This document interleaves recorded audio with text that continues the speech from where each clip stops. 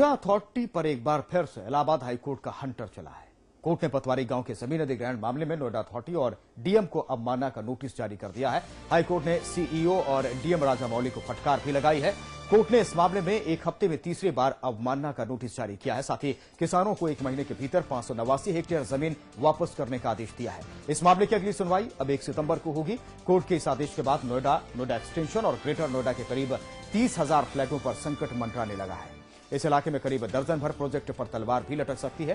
Court के फैसले से Nirala state, Arihant, Valencia homes, Supertech और आम्रपाली के प्रोजेक्ट पर संकट के बादल मंडरा रहे हैं। लेकिन बड़ा सवाल यह है कि आखिर बार बार नोटिस जारी होने के बावजूद अथॉरिटी और डीएम क्यों नहीं चेते? उन्होंने किसानों को उनकी जमीन वापस क्यों नहीं दी?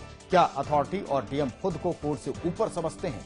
इससे पहले हाईकोर्ट ने साल 2013 में नोएडा के सेक्टर 75 स्थित सैफाबाद गांव में डिजाइनिंग बिल्डर प्रोजेक्ट पर रोक लगा दी थी, लेकिन कोर्ट के आदेश के बावजूद बिल्डर के प्रोजेक्ट पर बिना किसी रोक टोक के काम चलता रहा। वहीं नोएडा के सेक्टर 134 में कोर्ट की रोक के बावजूद जेपी ग्रुप के वेस्ट टाउन विलेज का निर्माण धड़ल्ले से जारी रहा। हाईकोर्ट ने इस मामले में नोएडा अथॉरिटी के सीईओ रमा रमण और डिप्टी सीईओ के साथ ही जेपी ग्रुप को अवमानना का नोटिस जारी कर गौतम बुद्ध नगर प्रशासन को तत्काल निर्माण रुकवाने का आदेश दिया था। इतना ही नहीं, अदालत ने अथॉरिटी के अधिकारियों और जेपी ग्रुप को जारी नोटिस में यह पूछा है कि अदालत की रोक के बावजूद वेस्ट टाउन विलेज का निर्माण होने पर क्यों ना इन सब के खिलाफ अवमानना की कार्रवाई की जाए। एक ब्रह्मपाल किसान हैं जिनका अधिग्रहण रद्द हो गया था। उनकी जमीन वापस करने के बजाय अथॉरिटी उनकी जमीन पर सड़क बनाना चालू कर दिया। तो उन्होंने माननीय उच्च न्यायालय में अवमानना वाद दाखिल किया कि अथॉरिटी हाई कोर्ट के आदेश का सम्मान नहीं कर रही है।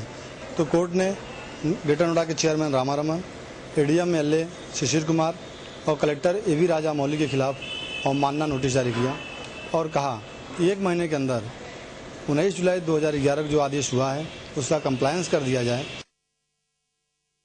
उच्च न्यायालय और सर्वोच्च न्यायालय दोनों, यहां तक कि सत्र न्यायालय को भी एक हक है कि उनके आदेश का अनुपालन न करे अगर कोई भी पार्टी, कोई भी व्यक्ति, कोई भी समूह, कोई भी एसोसिएशन, तो कहीं न कहीं अवमानना का नोटिस देकर उसके खिलाफ कार्रवाई की जा सकती। तो न्यायालय को अपनी गरिमा रखते हुए अवमानना का नोटिस देकर इनके विरुद्ध कार्रवाई करनी चाहिए। ये बड़े खेद की बात है कि अधिकारीगण न्यायालय का आदेश का संज्ञान लेने में जानबूझकर देरी करते हैं। उधर बरेली में आईआरसीटीसी की वेबसाइट की सुरक्षा में बड़ी चूक होने का मामला सामने आया है।